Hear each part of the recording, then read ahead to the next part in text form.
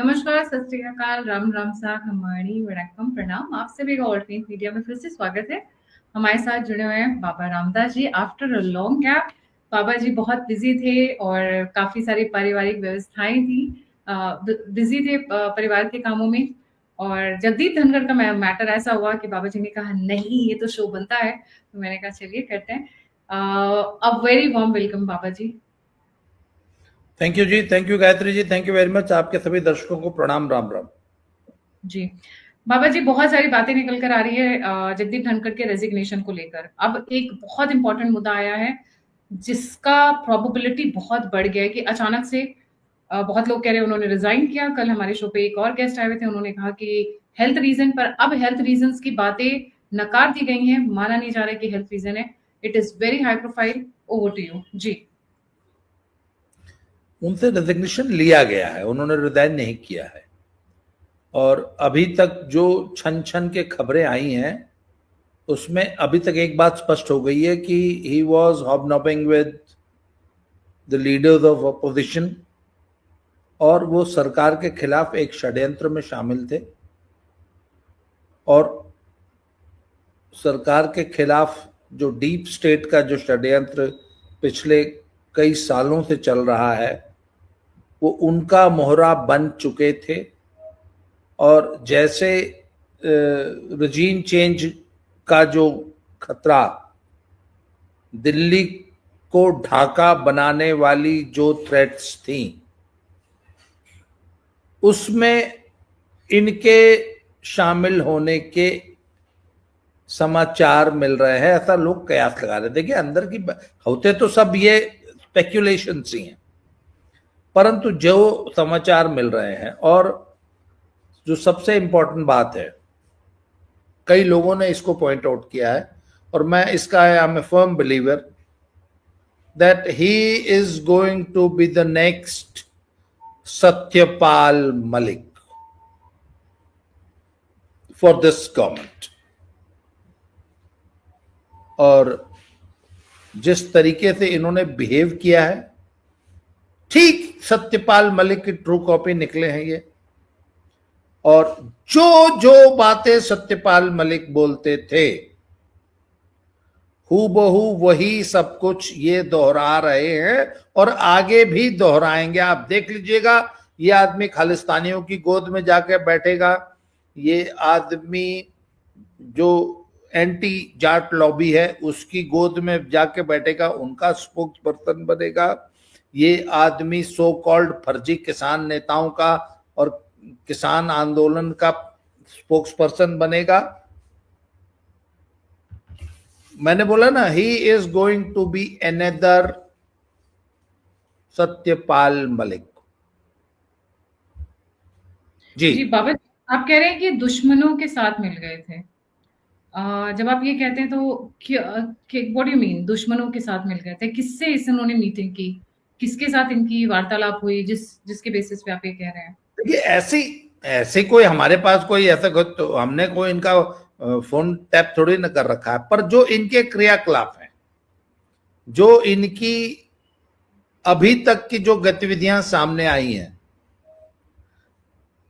उससे मुझे लग रहा है कि ये हूबहू इनका वही रवैया रहेगा, ये वही क्रियाकलाप होंगे जो सतपाल मलिक के थे। आप देख लीजिएगा, बहुत जल्दी ये लॉबी इस सरकार के खिलाफ फिर से कोई नया आंदोलन खड़ा करने का ये षड्यंत्र रच रही होगी, पक्की बात है। वो किसान आंदोलन भी हो सकता है, वो इसी टाइप का कोई भी ऐसा आंदोलन जिसमें सड़कों पे उतर के एनआरकी फैलाई जा सके, उसमें आपकी किसान लॉबी, आपकी एंटी एनआरसी, सीएए, वक्फ बोर्ड, ये वो इस प्रकार के उनको मुद्दा बना के सड़क पे उतर कर एनआरकी फैलानी है।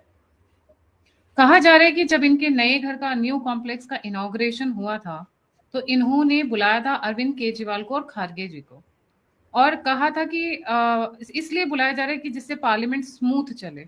उसको बीजेपी ने बहुत ही ऑब्जेक्शन में लिया था। They didn't like calling Arvind Kejriwal and खड़गे इन अ इनॉग्रेशन इवेंट। देखिए जिस तरीके से उन्होंने वो सरकारी खर्चे पे विपक्ष के नेताओं को और राज्यसभा के पूरे स्टाफ के 850 मेंबर्स को बुला के, उनकी फैमिलीज को बुला के सरकारी खर्चे पे जो पार्टी थी, उस पार्टी का जो तेवर था वो ऐसी पार्टी थी, उसका जो तेवर था वो ऐसा था कि जैसे ये अपनी खुद की फेयरवेल पार्टी ऑर्गेनाइज कर रहे हो राज्यसभा में। पहली बात।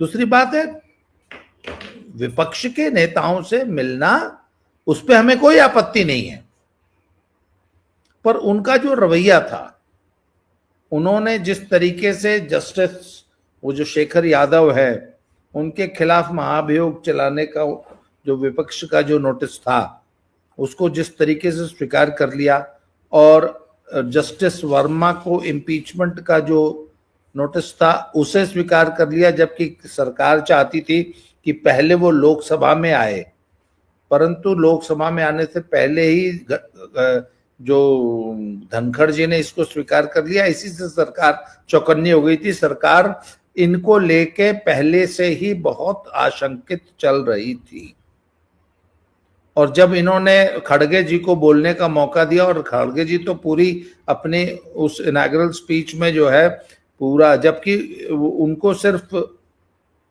थोड़ा सा 1-2-4 मिनट का समय दिया जाना चाहता है, और वो पूरा लंबा भाषण देने लगे, तो नड्डा जी ने भी जिस तरीके से ऑब्जेक्ट किया, स्ट्रांगली ऑब्जेक्ट किया, तो उसी से पता लग गया था कि सरकार के खिलाफ ये जा चुके हैं, ये जा रहे हैं, और सरकार, the government was not very happy with his attitude, with his activities, with his total, उनकी जो बॉडी लैंग्वेज चल रही थी, और जिस तरीके से ये सरकार विरोधी लॉबी के साथ इनकी गलबैयां चल रही थी, सरकार इसको लेके पहले से ही बहुत आशंकित थी। और मैं आपको बता रहा हूं, सरकार, बीजेपी गवर्नमेंट ने जब भी जाट नेताओं को, जाट लॉबी को खुश करने के लिए, जब भी ऐसे नेताओं को अनड्यू एडवांटेज देके, अनड्यू इंपॉर्टेंस देके इतने बड़े बड़े पदों पर बिठाया, तो इन्होंने हमेशा धोखा ही किया है। बाबा जी, मैं थोड़ा सा पूरी जाट कम्युनिटी को तो नहीं कहूंगी, बट हाँ, कुछ एक बैड एग्जांपल्स तो डेफिनेटली है। नहीं, सतपाल मलिक वाला जो फियास्को था, उससे बीजेपी वालों ने सीखा क्या? एक और एग्जांपल आ गया।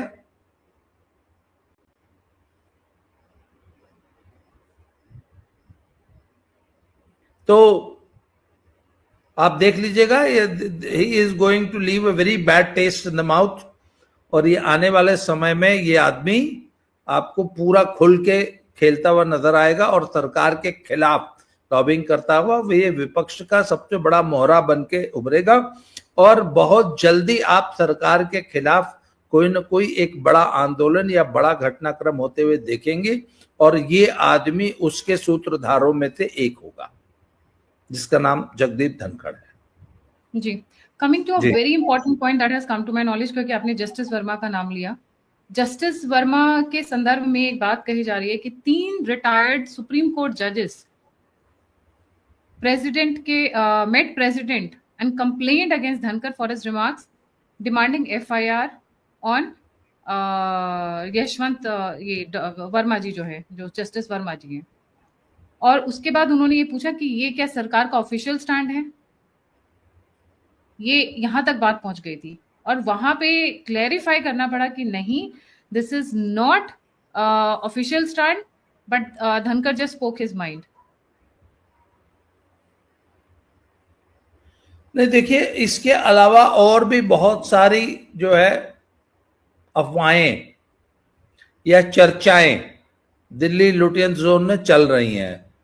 उसमें बहुत सारे इश्यूज हैं। मैं 1 मिनट,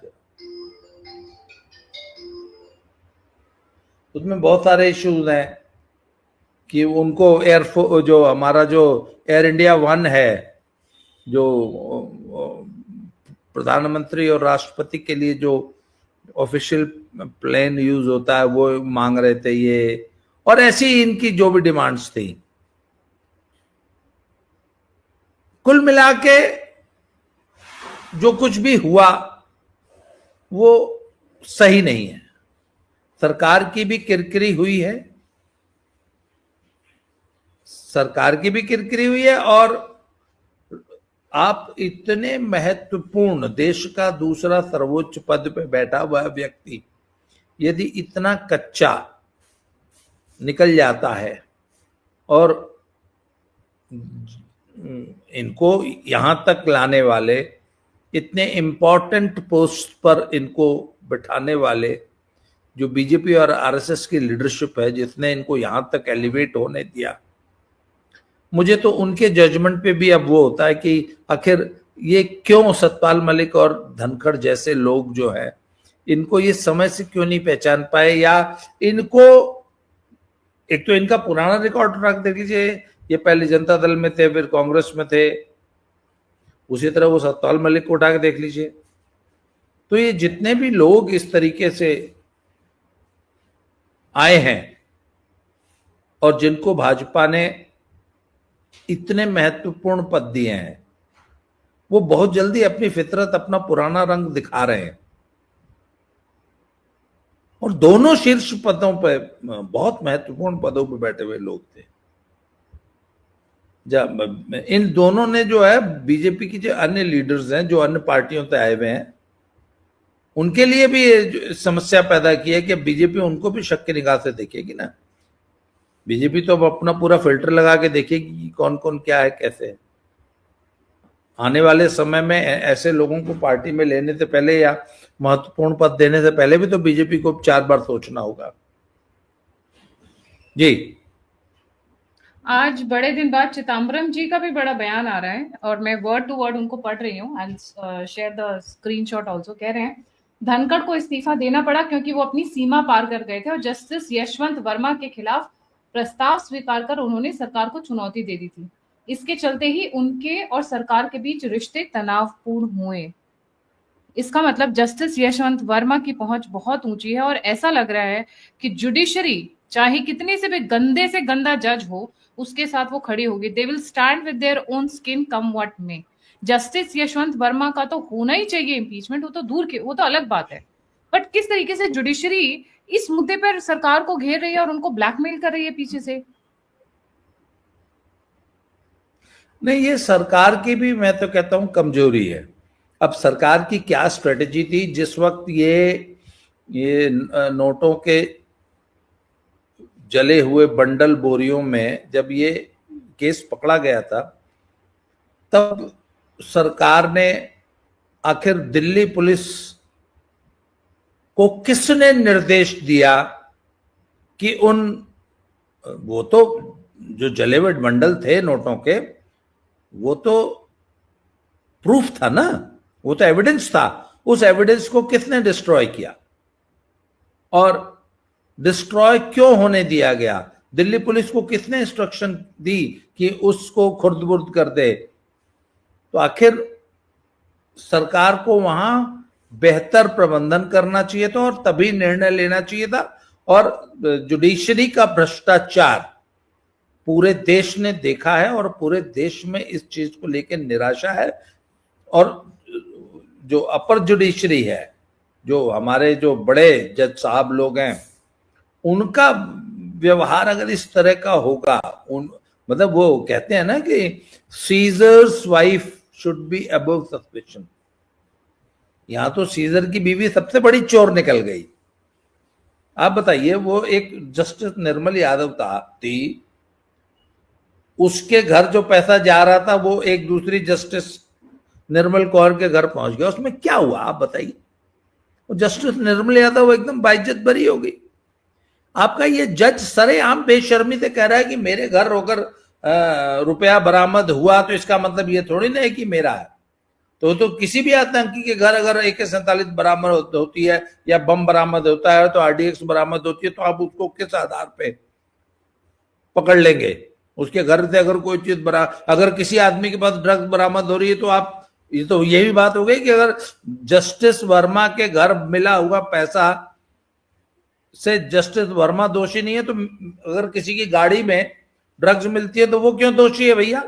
किसी की गाड़ी में अगर ड्रग्स है तो वो कैसे दोषी हो गया अगर जस्टिस वर्मा दोषी नहीं हो? और हमारी जुडिशरी के इतने बड़े बड़े जज इतने बेशर्मी भरे बयान देंगे और पूरी जुडिशरी जो है मुंह में दही जमाए बैठी है। आप बताइए।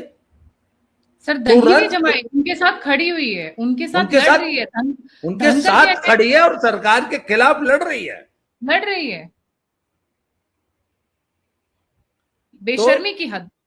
हाँ, ये बेशर्मी की हद है। और इससे एक बात बताऊं आपको, जस्टिस वर्मा वाले कांड से आम जनता के मन में जुडिशरी के लिए इतना गुस्सा पैदा हुआ है और इतने बुरे बुरे अपशब्द लिखे गए हैं पूरी सोशल मीडिया पे। तो आखिर जुडिशरी की इमेज को ये जो ठेस पहुंचाई है, इसके लिए हमारी सरकार ने और सुप्रीम कोर्ट के चीफ जस्टिस और अन्य जजेस ने क्या किया है? वो तो इस गिरावट के असली दोषी तो यही लोग हैं भाई। एक आदमी के पास करोड़ों करोड़ों रुपए उसके घर में मिल रहे हैं, जले हुए नोट मिल रहे हैं। न सरकार में से किसी के मुंह में बात आई, इनकी हिम्मत ही नहीं है कि इस भ्रष्टाचार के खिलाफ बोल दे। अच्छा एक बात, अभी कोई सरकारी कर्मचारी या कोई और पकड़ा जाता तो अब तक बेचारा वो जेल की चक्की पीस रहा होता। जज साहब के घर मिल गया, आज तक किसी को जज साहब को कोई उंगली कैसे लगा देगा? जज साहब दुनिया भर में भ्रष्टाचार पे लेक्चर देते फिरते हैं, जज साहब के घर में से खुद नोट निकल रहे हैं। और पूरी जुडिशरी उस भ्रष्ट जज को बचाने के लिए कमर कस के बैठी है, पूरा विपक्ष उसको बचाने के लिए कमर कस के बैठा है।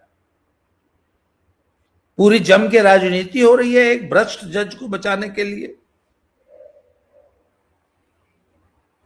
बाबा जी स्क्रीन पे देखिए जो शेयर किया ये और भी इंटरेस्टिंग है। Senior advocate Kapil Sibal, Mukul Rohatgi, Rakesh Dwivedi, Siddharth Luthra, Siddharth Agarwal amongst others to appear for Justice Verma. ये सब चोर चोर मौसेरे भाई नहीं है। एक बात बताइए, मुझे एक बात बताइए, अक्सर हमने लोअर कोर्ट्स में देखा है कि अगर कोई हीनियस क्राइम करके आता है तो जब जो बेचारे लोअर कोर्ट्स के वकील हैं वो खड़े हो जाते हैं कि हम इसका मुकदमा नहीं लड़ेंगे, इसकी पैरवी कोई नहीं करेगा, इसकी जमानत में कोई नहीं खड़ा होगा।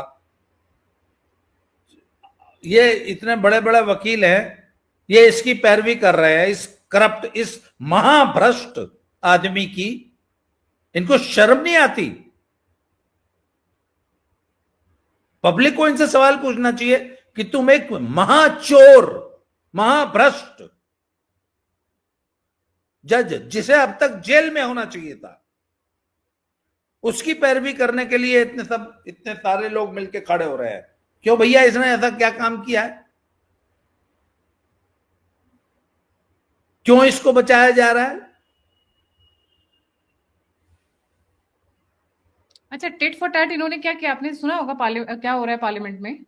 जहां यशवंत वर्मा के इम्पीचमेंट के लिए बीजेपी तैयारी कर रही है, किरण रिजिजू का बयान आया, वहीं विपक्ष शेखर यादव के इम्पीचमेंट के लिए वो ले आए हैं। हाँ, अपने सिग्नेचर्स ले आए एमपीज के। क्योंकि शेखर यादव ने जो है वो उनको सेक्युलरिज्म का पाठ पढ़ा दिया था। शेखर यादव ने कहा क्या था कि जो देश की जो मेजॉरिटी कमेटी और मेजॉरिटी के हिसाब से देश चलेगा। डेमोक्रेसी का मतलब ही होता है कि मेजॉरिटी ही देश चलाती है, मेजॉरिटी ही सरकार बनाती है। जस्टिस शेखर यादव ने क्या गलत कहा था? किस बात का इंपीचमेंट? उसने गलत क्या कहा? जी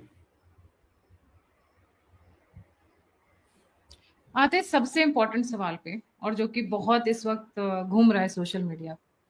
कहा जा रहा है Bhagwat ji, Nitin Gadkari ji, along with Swamy Subramanian and Sonia Gandhi, Rahul Gandhi, ये लोग मोदी जी को हटाने के लिए तत्पर थे। जो आपने दुश्मनों की बात की स्टार्टिंग में, और कहीं ना कहीं जगदीप धनखड़ जी उनकी तरफ सॉफ्ट पड़ने लगे थे या उनके साथ हाथ मिला लिया था। वो जो एक प्रेशर बनाने की कोशिश कर रहे थे या प्रॉब्ली कोई गेम खेलने की कोशिश कर रहे थे, उसी गेम को डिफ्यूज किया मोदी जी ने। आपके पास क्या जानकारी है बाबा जी, इसको विस्तार में देखिए, समझाएं। मोदी को हटा देना इतना आसान नहीं है। Modi is formally in seat. Modi के पास पूरा का पूरा एक तो उनके पास पूर्ण बहुमत है, और मोदी इतने कच्चे खिलाड़ी नहीं है। ये ऐसे पिद्दी, ये पिद्दी न पिद्दी के शोरबे, इनके बस का कुछ नहीं है। पर हाँ, ये देश में अनारकी, अराजकता फैलाने के लिए कुछ भी षड्यंत्र रच सकते हैं। और जैसे इन्होंने बांग्लादेश में, इनका तो शुरू से था कि इनको तो दिल्ली को बांग्लादेश ढाका बनाना है और भारत को बांग्लादेश बनाना है। तो उसके लिए ये एनार्की फैलाने के लिए कुछ भी प्लान कर सकते हैं। पर मोदी और अमित शाह इतने कच्चे खिलाड़ी नहीं है। उनके पास सारे साधन संसाधन है। वो ऐसे एनार्किस्ट को 1 मिनट में इलाज कर देंगे। जैसे इन्होंने, आप जैसे जैसे धनखड़ जी का इलाज कर दिया ना, बाकी सबका भी इलाज सरकार कर देगी। सरकार को इतने हल्के में लेने की जरूरत नहीं है। मोदी और अमित शाह को इतने हल्के में मत लीजिए, कोई गलत फहमी में ना रहे। कहा जा रहा है ये सारा गेम शुरू हुआ जब भागवत जी ने उनके 75 साल पहुंचने की वाली बात को शुरू किया। नहीं, ये फालतू, ये फालतू है।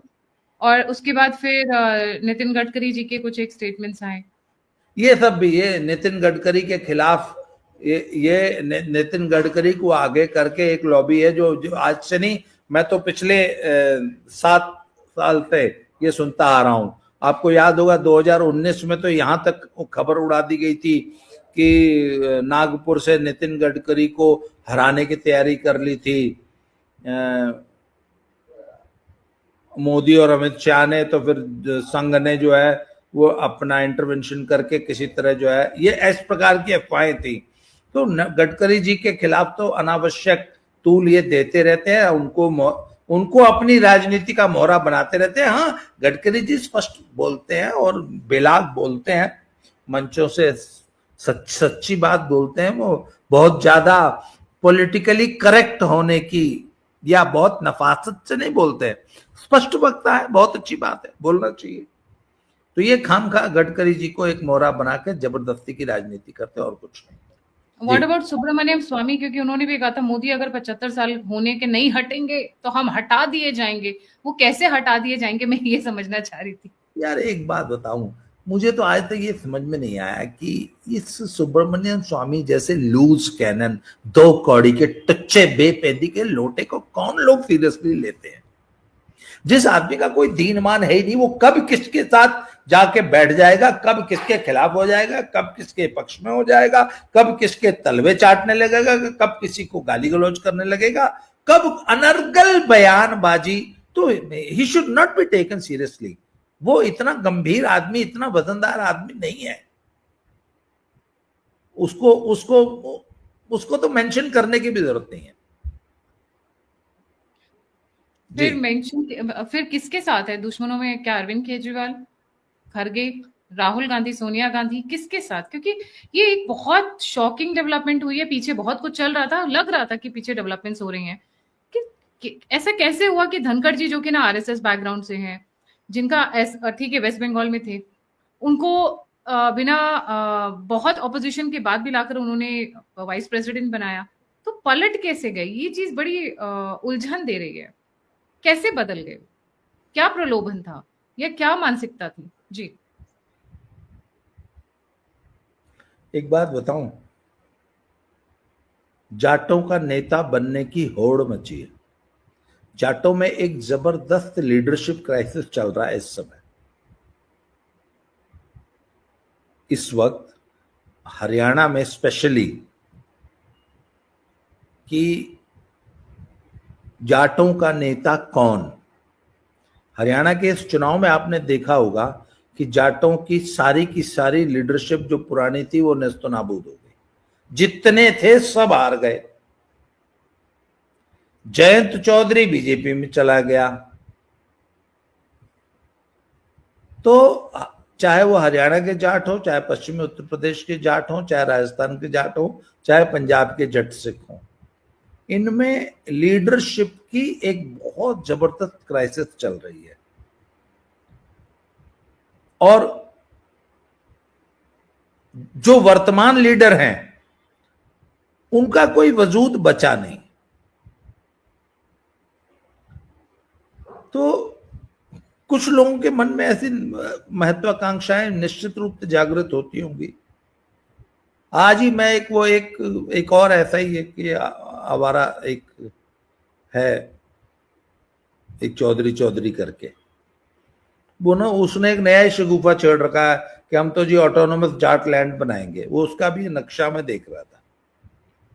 वो पूरा हरियाणा, पूरा पंजाब, पूरा पश्चिमी उत्तर प्रदेश और 70% 80% राजस्थान को मिला के ऑटोनॉमस जाटलैंड बनाएगा। कोई उससे पूछे कि ये तू क्या कर रहा है भाई, और तेरी औकात क्या है? तेरे साथ पूरे हरियाणा में, पूरे पंजाब में और पूरे पश्चिमी उत्तर प्रदेश में तीन आदमी खड़े हैं और वो चला है जाटलैंड बनाने। तो ये तो इनकी औकात है। और ये जबरदस्त आइडेंटिटी क्राइसिस से जूझ रहे। मैं आपको बताऊं, ये जो पूरी की पूरी लॉबी है ना, ये जबरदस्त आइडेंटिटी क्राइसिस है इनको। हरियाणा में जो इस बार जो चुनाव का रिजल्ट आया है, उसने हुड्डा समर्थकों को इतना ज्यादा डिमोरलाइज कर दिया। डिमोरलाइजेशन का कारण पता है? चुनाव हारना नहीं है ना। चुनाव में हार जीत लगी रहती है। इस बार हार गए, अगली बार जीत जाएंगे। एक तो लगातार 3 चुनाव हार गए, एकदम जीता हुआ चुनाव हार गए। और सबसे बड़ी समस्या, अगर आप हरियाणा के जाटों से बात करिए तो वो कहते हैं कि 35 जात को हमको हराने का फॉर्मूला मिल गया, एकदम ट्राइड एंड टेस्टेड, एकदम 100% परफेक्ट फॉर्मूला मिल गया, और अब जिंदगी में कभी नहीं जीतने देंगे।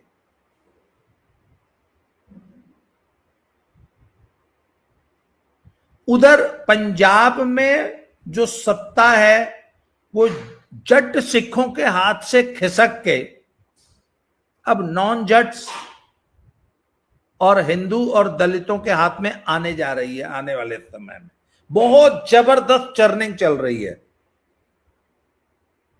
पश्चिमी उत्तर प्रदेश का हालात आपने देख ही लिया कि जाटों की जो सबसे बड़ी पार्टी है पश्चिमी उत्तर प्रदेश में, वो 2 विधानसभा की उसकी औकात रह गई है, 2 विधानसभा की।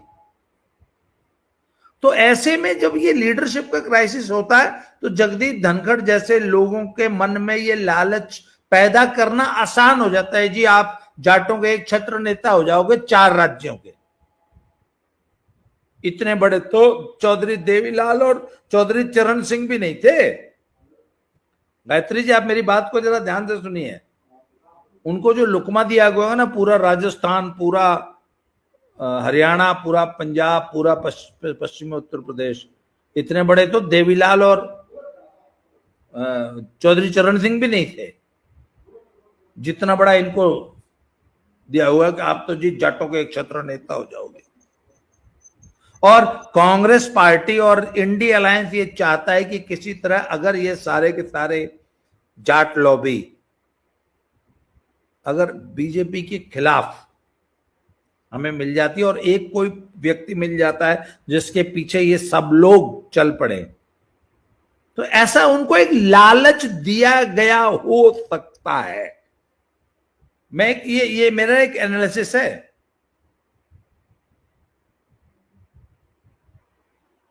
यह एक बहुत बड़ा फैक्टर हो सकता है और उसमें वो आ गए। जी, जाटों का नेता बनने का प्यार।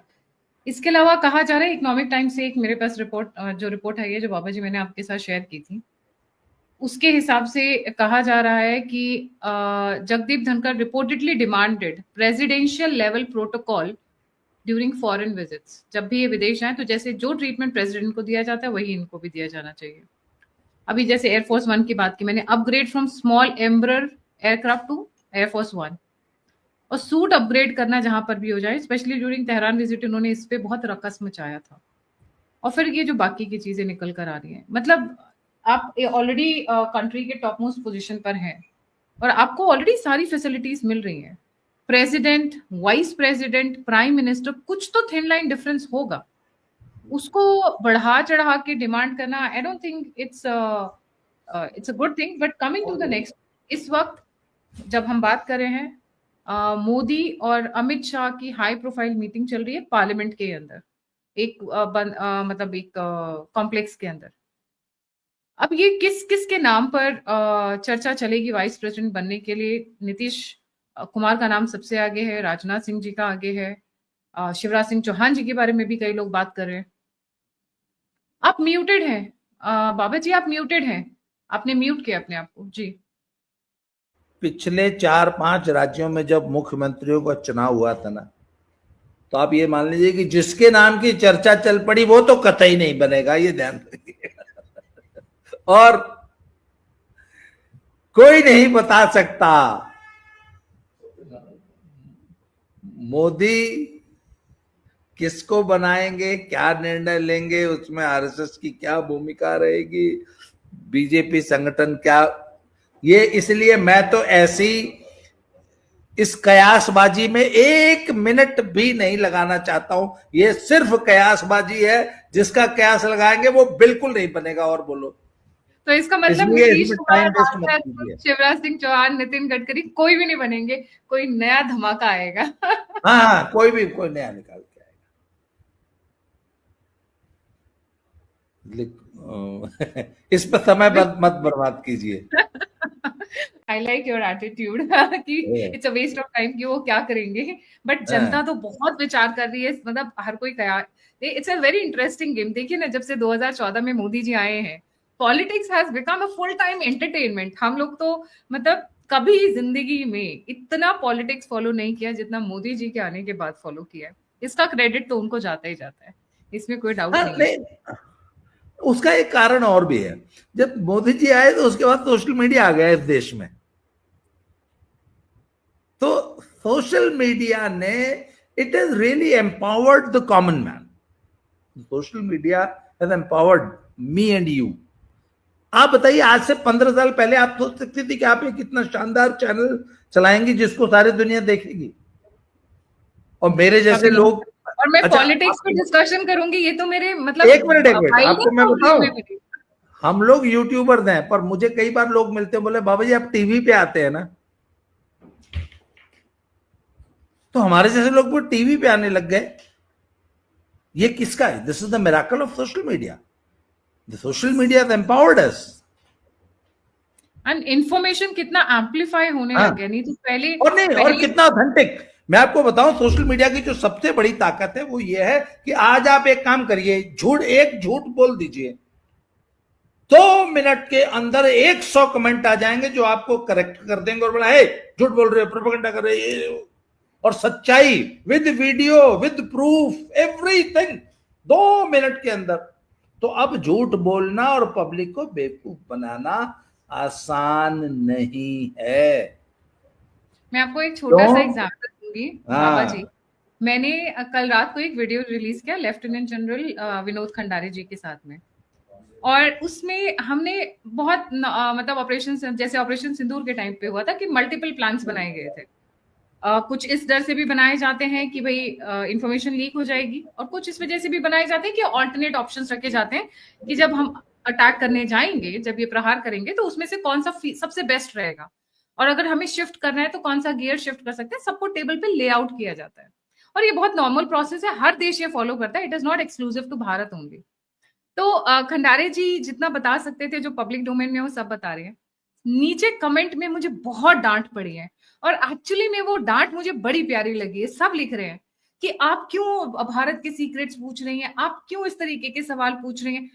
जनता कितनी जागरूक है। वो जो कमेंट है ना, वो मुझे बड़े अच्छे लगे। डांट थे मेरे लिए, वो लोग ये कहने की कोशिश कर रहे थे कि आप बहुत अंदर की बातें पूछ रही हैं। डांट इसलिए अच्छी लगी कि जनता जागरूक हो रही है, जनता अब जान रही है। खंडारी जी ने जो भी बोला वो सब पब्लिक डोमेन में है, अगर कोई बैठ के गूगल करेगा तो आपको बहुत आर्टिकल्स मिल जाएंगे। It is not one article, just आपको बथेरी मिलेंगे। बट ये जो प्यार और इमोशन और जो अवेयरनेस है लोगों का, जो नॉलेज लेवल है, ये तो सोशल मीडिया की वजह से, इसमें कोई डाउट नहीं। और इसके लिए हमें इन प्लेटफॉर्म्स का, यूट्यूब का धन्यवाद करना चाहिए, यूट्यूब को थैंक यू बोलना चाहिए, चाहे इंस्टाग्राम में ये सारी चीजें। आप म्यूट पे हैं, आप म्यूट पे हैं बाबा जी, आपने म्यूट किया हुआ है अपने आप को। बाबा जी आपने अपने आप को म्यूट किया हुआ है। मैं कह रहा हूं कि ये जैसे आई रिपीट कि the social media has empowered the common man, और अब now we are the opinion makers. पहले ओपिनियन मेकर्स और प्रोपेगेंडा सिर्फ मीडिया के हाथ में था, अब हम काउंटर दे रहे हैं, राजदीप सरदेसाई और इस तरीके के लोग, और हमने बड़े बड़े नामों को और बड़े बड़े जो हजारों करोड़ रुपए के चैनल से ना, वी हैव डिफीटेड देम। जी। सो धनकर जी के बारे में ये जो इन्फॉर्मेशन थी, that was exclusive on alternate media, it's not been there. 3 जजेस का जाना, नाउ दिस इज रियली, मतलब कि जस्टिस वर्मा के साथ किस तरीके से पूरी जुडिशरी खड़ी है, it has shocked me, it has seriously shocked मी कि 3 रिटायर्ड सुप्रीम कोर्ट जजेस जाते हैं प्रेसिडेंट के पास कंप्लेन लेकर धनकर जी की कि भाई यशवंत वर्मा के खिलाफ कोई कार्रवाई नहीं होगी उनके, क्योंकि उन्हें एफआईआर का वो दिया था, कहा कि इनके ऊपर एफआईआर होनी चाहिए। फिर फिर प्राइम मिनिस्टर मोदी से जाकर मिलते हैं और वहां से एक प्रॉब्लम का दौर शुरू हुआ। उसके बाद धनकर जी का अपनी डिमांड्स रखना कि हम ट्रैवल ऐसे करेंगे, सूट ऐसे चाहिए, वैसे चाहिए, वो सारी चीजें, उनका दुश्मनों के साथ मिलना, अपने घर की इनॉग्रेशन में कुछ लोगों को बुलाना, लगता है और भी बहुत कुछ है, क्योंकि अभी तो थोड़ा थोड़ा निकल कर आना शुरू हुआ है।